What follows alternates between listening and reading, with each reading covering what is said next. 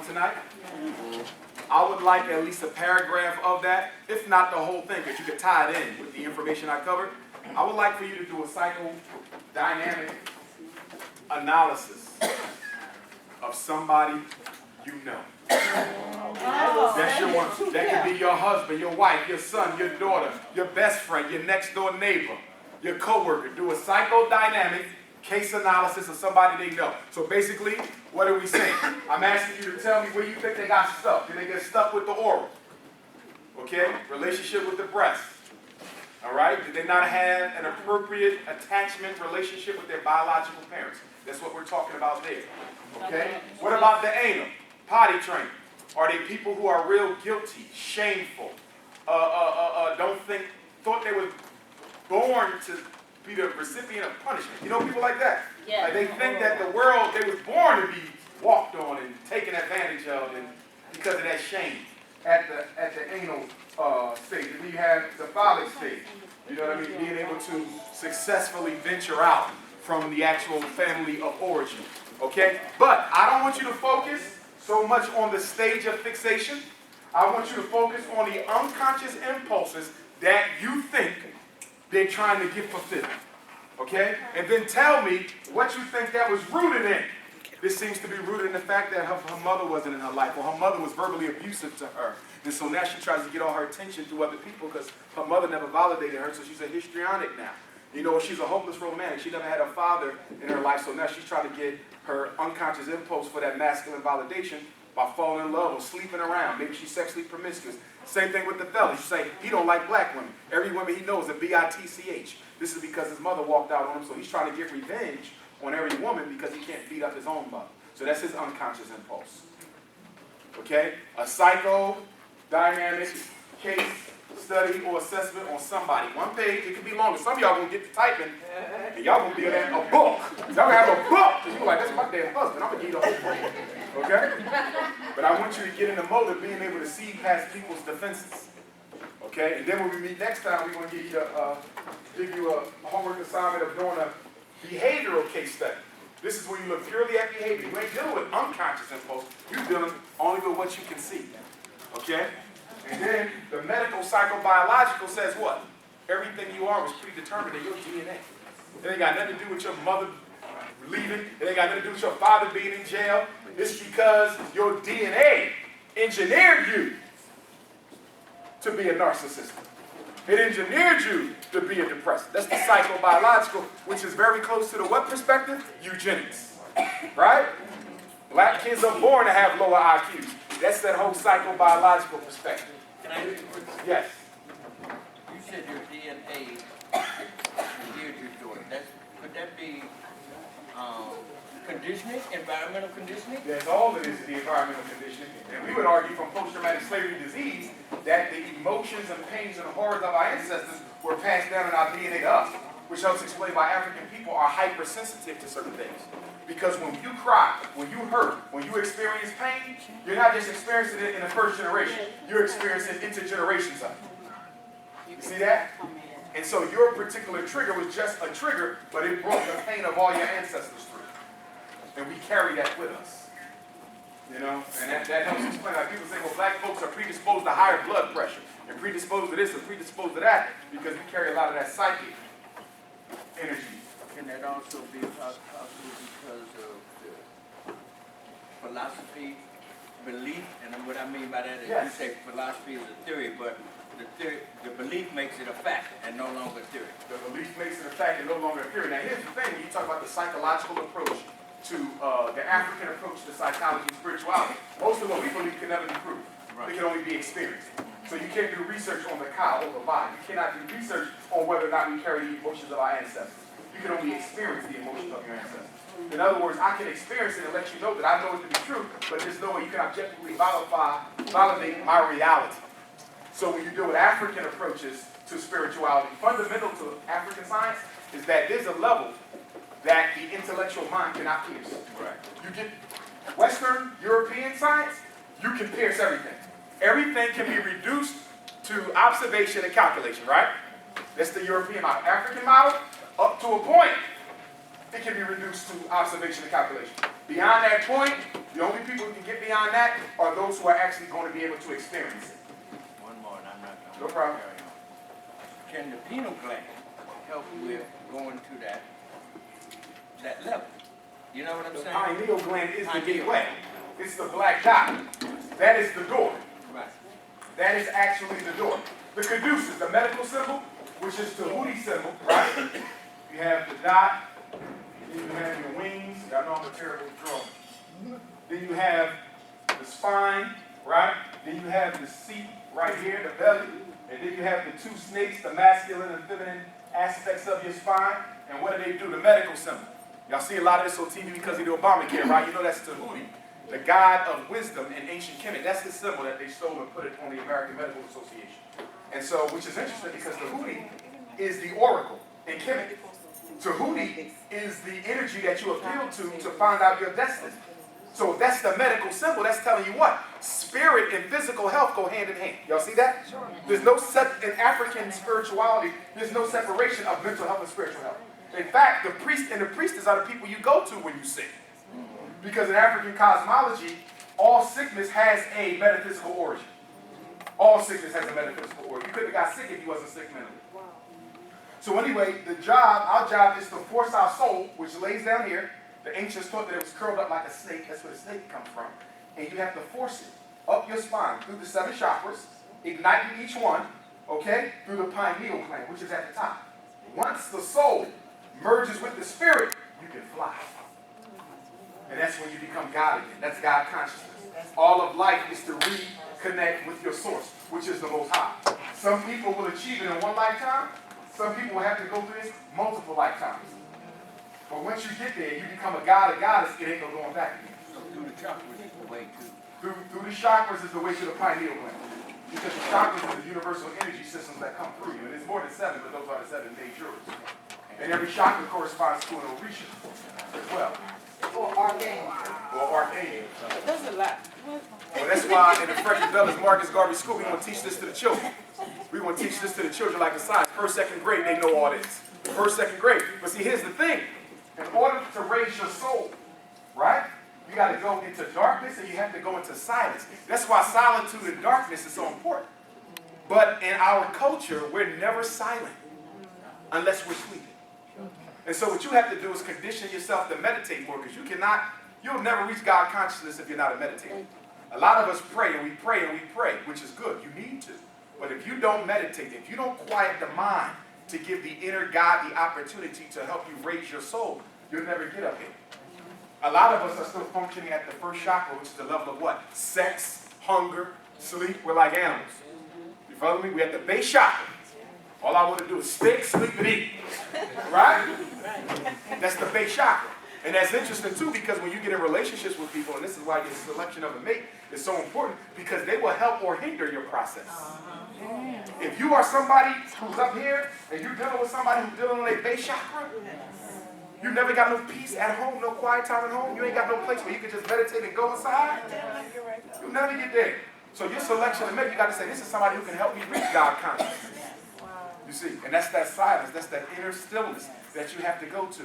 You have to stop the mind from thinking. The mind is an untamed monkey.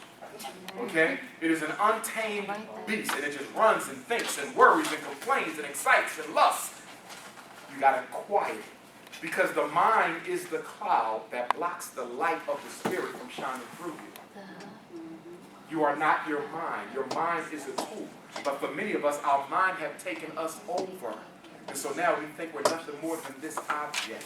You're not that object. You're the owner of this object, but you got to take control over it again.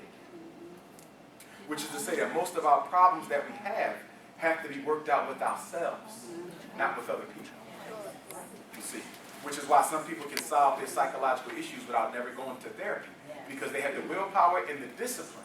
And they're not, the ego is controlled enough where they can objectively evaluate their own weaknesses. Most of us cannot objectively evaluate our own weaknesses because the ego don't want to see your faults. The ego never wants to see your faults. And so for most of us, the first time we see our faults is where? In a relationship, when our partner is telling them to us. And that causes a problem, because you can get into the relationship to become a better person. You got into the relationship to enjoy yourself. Stop trying to make me grow. So what? I smoke 2 packs of cigarettes a day. And all addictions means what? That you got a problem, a major life issue that you need to address, and you ain't got the courage and discipline and willpower and commitment. So you use the substance, okay, to block you from your internal conflict. I don't care if it's alcohol, cigarettes, marijuana, sex, shopping, eating. Food is a drug, shopping is a drug, right? Sex is a drug. Show me anybody with an addiction. This is why you got to study yourself. You got an addiction in some area, it's because you got an internal conflict in some area that you need to deal with, whether it's parents, whether it's you. Okay? Some of us have conflicts with our ancestors, but we don't know nothing about that because we ain't got a relationship with them.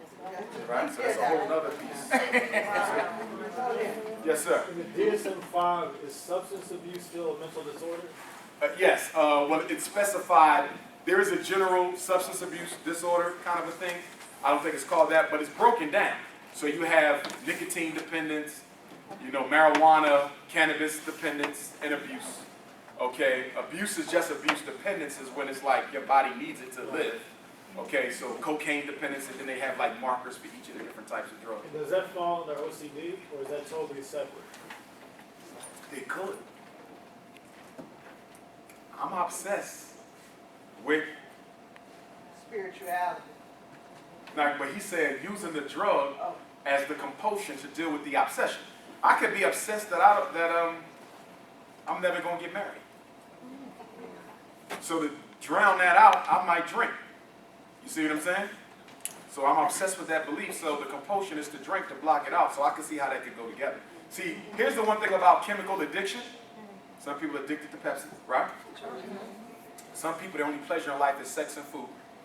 You can't wait to get home to sit down and get that pint of Breyer's ice cream. With the chocolate syrup!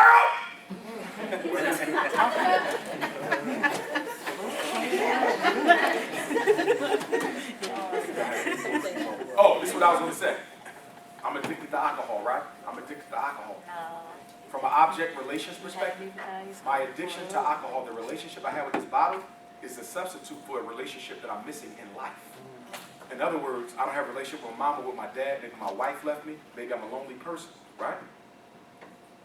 I wasn't able to control the people who I love, so I couldn't make them love me back. But the alcohol bottle, I can control. So I'm in love with the alcohol because the alcohol cannot resist me. Do y'all see that? The cigarette takes the place of the husband. The alcohol takes the place of the wife. This becomes your love affair with the substance. Now let's go to sexual predators, like child sex abusers. I do work with child sex abusers, children who molest. Why do children molest other children? And they tend to molest kids who are a lot younger.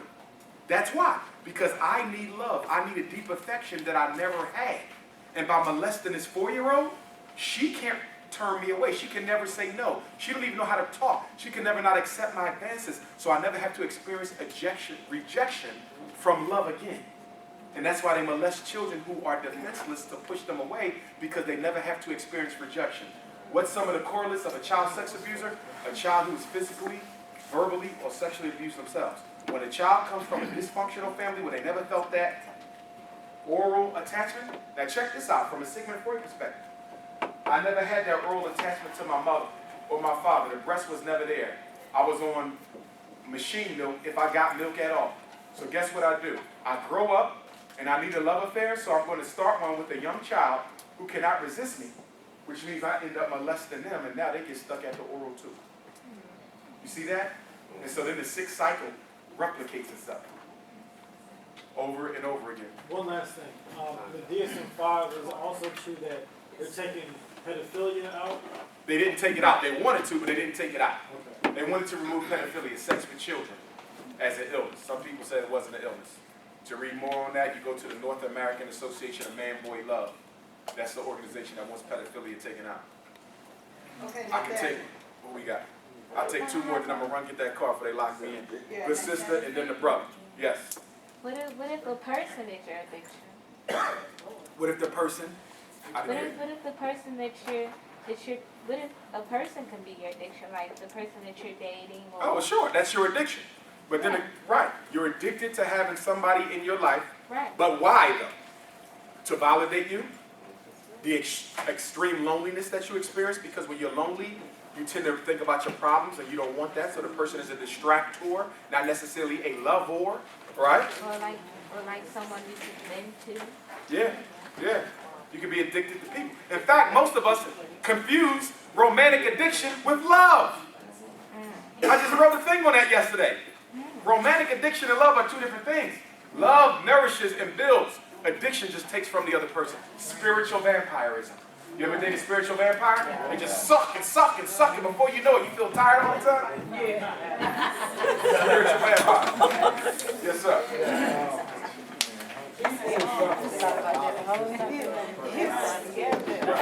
They're also egocentric, I assume. Oh, yeah. Does the narcissism cause egocentric? The other way around. Big slavery biscuit. Go ahead.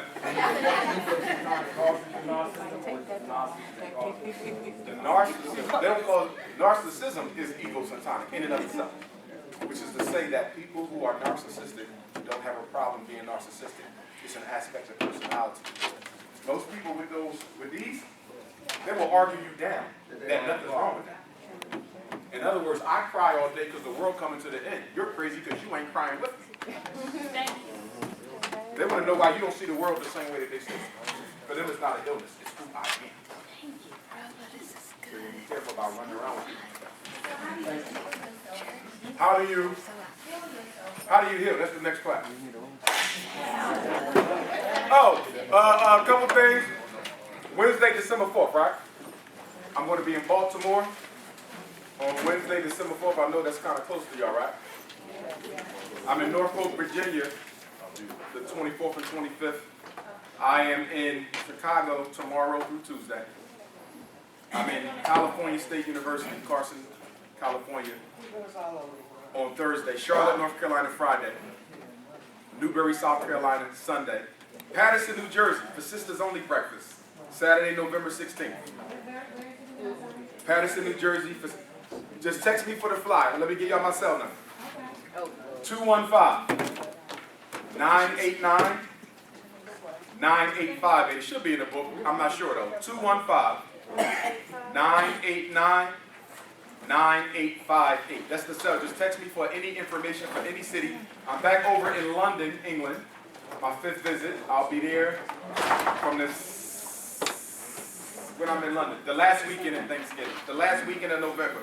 3rd weekend is Norfolk, Louisville, Kentucky, December 7th. San Diego, the 2nd and 3rd day of Kwanzaa. Oakland, California, the 4th and 5th day of Kwanzaa. December 21st back here, 12/21. But will I see them before then or no? That's the next time.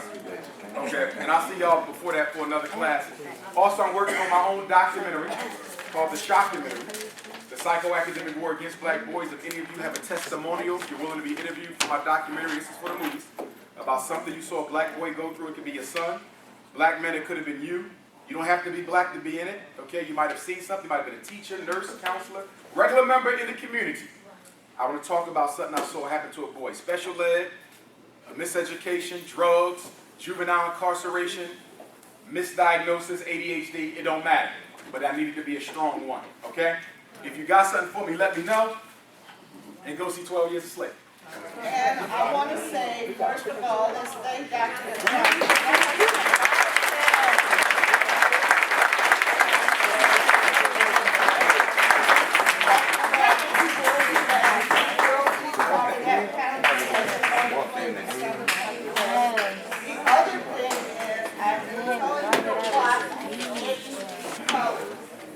He's working on 3. I mean, he's part of 3.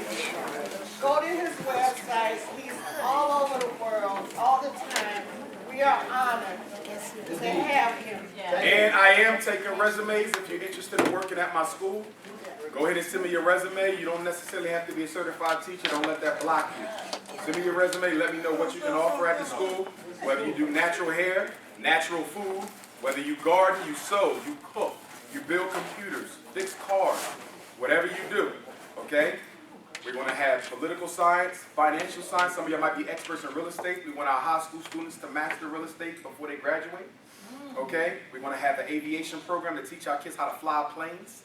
We're also going to have a maritime academy to teach them how to float ships. Okay, so whatever your skill is, think about nation building. And if you got something you think you can offer, send a resume. I need some people who are good with camping, the great outdoors, and all that type of stuff, survival training. I need a whole survival training curriculum for the children. So that might be your thing. Don't think teacher, don't think certified, think what I can offer to the nation. I don't know. First school, I'm open. I don't know. Send the resume. Send the resume, Dr. Umar Johnson at yahoo.com, which is in the book. The website is in the book, or you can email me straight through. The email is in the book, or you can email me straight through the website, drumarjohnson.com, Dr. Umar Johnson at yahoo.com, on Twitter at Dr. Umar Johnson. Okay, all right, y'all keep going. Good shit. Okay, so